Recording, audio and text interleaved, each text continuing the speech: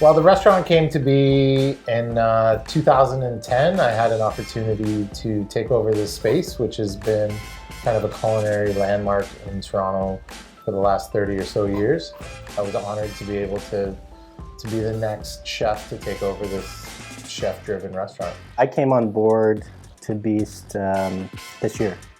Scott made me an owner. So yeah, but this was like, to me, the epicenter. This is like a restaurant for cooks. So this was always admired by myself. And so I am just super excited that I'm involved in it at this point. As far as history goes, we opened in June of 2010.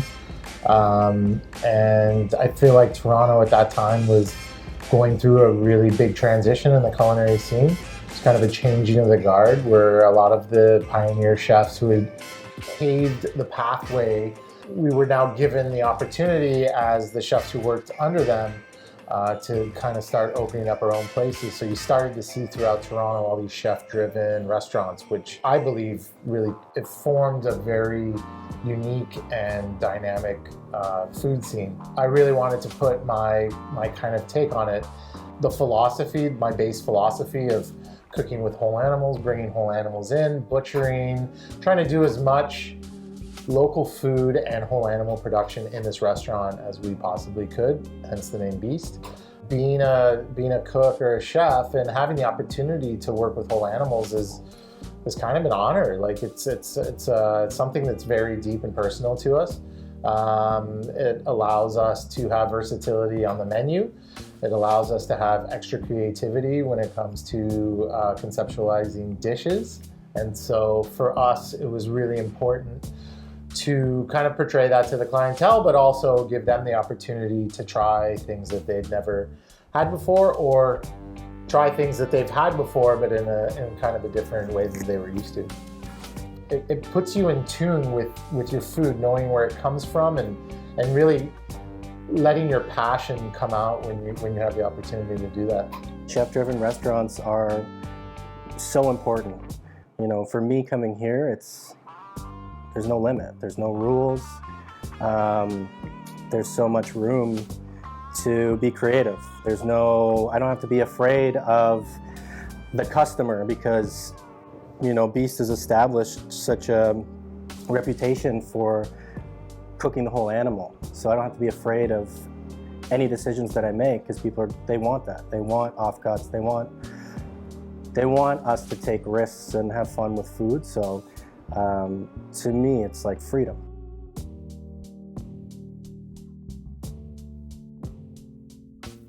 When COVID hit, Beast was running as the way it has since day one. I mean, with obviously like personnel changes and stuff like that, but I was always the chef. I was in the kitchen like 16 hours a day. I was here on my days off. I was also doing like administrative and writing the wine list and everything, but my main focus was the kitchen. And when COVID hit and I had like a month and a half to like just sit at home, it gave me the opportunity to kind of like reconceptualize the idea of the restaurant as we were coming up on our 10-year anniversary. And with Beast being the size that it is and being the location that it is, it dawned on me really early on that a bodega would be a really, really good opportunity for many reasons. One, you know, the space lends itself to that. But two, like we have all this product, you know, mainly non-perishable stuff that we use to cook that would be really cool to like throw out on the shelves and allow people in the neighborhood to come and like purchase those things. And people are going to be cooking at home. They're going to be cooking at home a lot. And I experienced that obviously for myself. So why not give them some cool products that they can't get in the normal grocery stores that you have to stand in line for 45 minutes to even get in? Why not give them an opportunity to come buy cool shit here and go home and utilize that, and have me in the front to talk to them if they have any questions on how to use them or recipes that they want, stuff like that. It just gave me, the first time in 10 years, it gave me an opportunity, which I've always been the face of the restaurant, but actually have the face out front. The one hole, or the one like thing that I hadn't really wrapped my head around is with me out of the kitchen, how was the food side of like prepared foods and takeout food side of things going to be portrayed or be executed, and that's when the conversation between him and I kind of started, and have this like great collaboration, because we had always done collaborations over our career. We've cooked in Panama together, we've cooked in Pittsburgh together, we've traveled and cooked together as chefs, but never had the ultimate collaboration of actually being business partners and having one restaurant over our heads. And we knock ideas off each other real quick. It's like an idea, talk, done. Yeah. Sometimes for good and sometimes for bad, but you don't know until you try, and so it's good to have. That's one thing I've never had. I've never, in 10 years of having this restaurant, I've never had somebody to bounce ideas off of. The transition for me to come to Beast was much needed. I think I was just in a position where the whole world was going to shit. So that's what it felt like. So why not do what I want to do, and Beast is a place that I can do what I want to do. And Scott gave me an offer, like without even hesitation. It was like the quickest conversation. And so it's like, I think COVID is terrible, but from COVID came, a great, I think, opportunity for me to acknowledge that I became a chef for a certain reason, and that reason is to have fun with food. And I don't think I was doing that at other places. I think it was more of a paycheck, and it's much more fulfilling as a chef to do what you want to do. I came from establishments that would talk about how women eat, and like always say we need to have something more like salads. Beast, the whole patio will be all women, and they'll be eating pig ear and beef tongue and stuff. And I always knew that, and that was an argument I always brought to the table. So it actually feels like validated. I feel validated, yeah.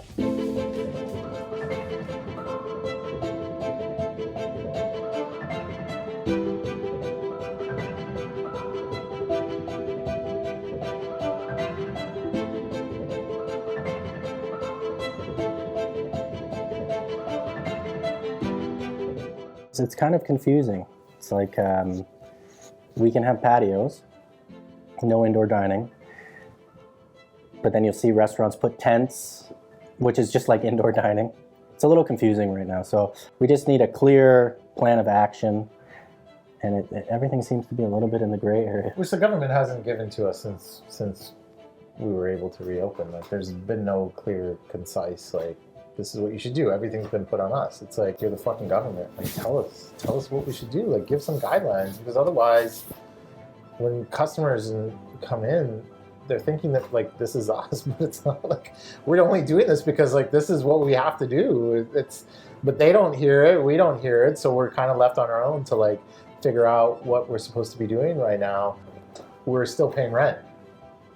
We're still having rainy days where the only seating that we have available is outdoors, and then if you have a rainy day, then that's gone. You can only imagine restaurants right now that they're not only struggling, but they have no outlet to like generate more business, or they're just kind of sitting there and like hoping that whatever they do works, but there's no guarantee.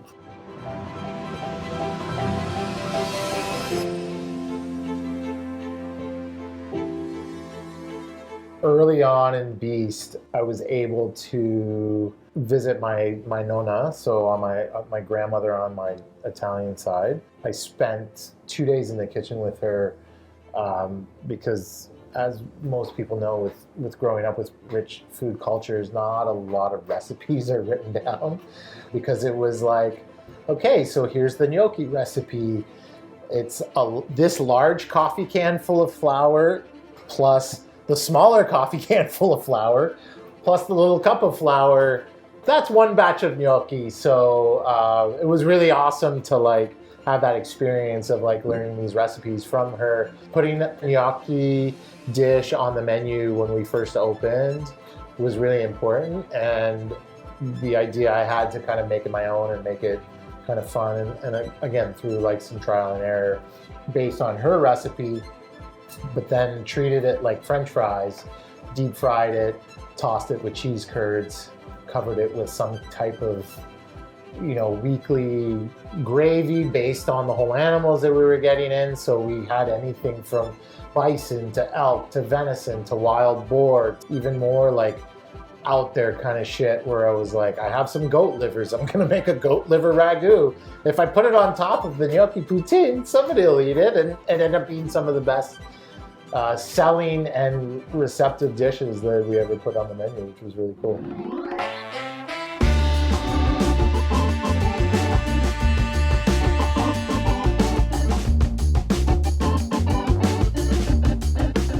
My dad always named everything after himself. So he had the Billy Burger, Billy Chili, and then from a very good drink to it. And it's good. He told me he made it. I would like a bowl of Billy Chili. I think it has 6 different beans in it, and things like that. So I mean, and also I come from a very open family, so I embrace everyone around me, and I want to absorb everything. And then also when I was really little, my best friend and I used to go to his grandma's house, and we would just take ingredients from her kitchen and put it in a blender, and if it tasted good, we'd write down the recipe. And be like pudding and pickles and stuff like that. I think that's where it all started. The creative juices. The creative juices. But honestly, as far as creativity is concerned, I would say majority of my creativity comes from outside of the industry. I really like Andy Kaufman and David Lynch and people that think outside the box, and I think that's where I get most of my inspiration from, as far as when I think about food. And it helps me embrace maybe more of an outside of the box approach. Which is why we work so well together. It's because I'm more conservative when it comes to the ideology of things, like more not even conservative, I would say more traditional. Yeah. And then Nate comes out with like these crazy fucking ideas, and I think between the two of them we find a really good like medium that is something that we're happy to put out, and the people that get to enjoy it are excited about it as well. Okay, like this is the new era of Beast.